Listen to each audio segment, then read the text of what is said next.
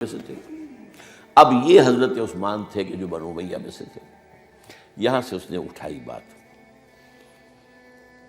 اور ایسی ایسی باتیں شروع کی جو عوام جو ہیں، جو پورا رسوخ فی العلم حاصل نہیں ہوتا، وہ اس کے اندر بہہ جاتے ہیں۔ دیکھو یہ کیسے ہو سکتا ہے کہ ہمارے نبی جو ہیں وہ تو زمین میں دفن ہیں اور عیسیٰ جو ہے آسمان پر بیٹھے ہیں، اور عیسیٰ تو دوبارہ آئیں گے اور ہمارے نبی نہیں آئیں گے، آئیں گے وہ بھی آئیں گے، اور ہر نبی کا ایک وصی ہوتا ہے۔ محمد کا وصی علی ہے، اسے ہونا چاہیے خلیفہ، وہ بنو ہاشم میں سے۔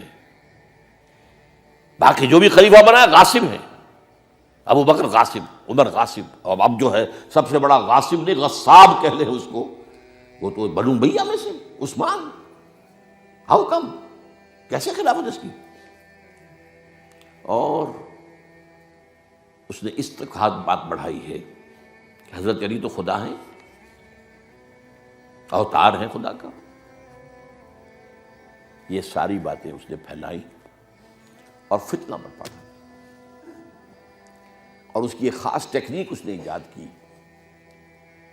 سب سے پہلے اس نے جا کر کوفے میں اپنا میدان جمایا۔ حضرت عثمان کے بارے میں تو اپنا بہت ہی، وہ تو اپنے رشتہ داروں کو پالتا ہے، ان کو عہدے سارے اپنے رشتہ داروں کو دے دیے ہیں، اور انہیں دولت انہیں دیتا ہے، یہ کرتا ہے، معاذ اللہ معاذ اللہ۔ وہاں پہ ذرا کسی نے جو وہاں کے گورنر تھے ذرا بات پرس کی تو وہاں اپنے ہم خیال چھوڑ کر شام چلا گیا، وہاں جا کے وہی بات، وہاں ایک گروپ بنا لیا، پھر مصر چلا گیا، وہاں جا کر وہی بات۔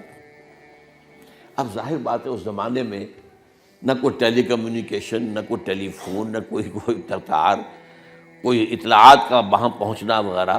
اس میں یہ ہے کہ وہ فتنہ تو جنگل کی آگ کی طرح بڑھ گیا، اس کا معالجہ کرنے والا جو ہے، اس میں حضرت معاویہ نے کہا بھی رضی اللہ تعالیٰ عنہ، آپ ہمیں اجازت دیں ہم آ کر کچل دیں ان کو۔ گورنر تھے شام کے، انہوں نے کہا میں فوجیں لے کر آتا ہوں ان کو کچل دیتا ہوں۔ حضرت عثمان فرماتے نہیں، جب تک یہ کوئی ایسا جرم کر نہ دیں کہ جس پر وہ گویا کہ زد میں آ جائیں، قانون کی زد میں۔ اگر یہ مجھے قتل کرنا چاہتے ہیں قتل کر دیں، پھر اس سے قصاص لے لینا، لیکن جب تک یہ قتل کرتے نہیں تو میں کس جرم میں انہیں ماروں؟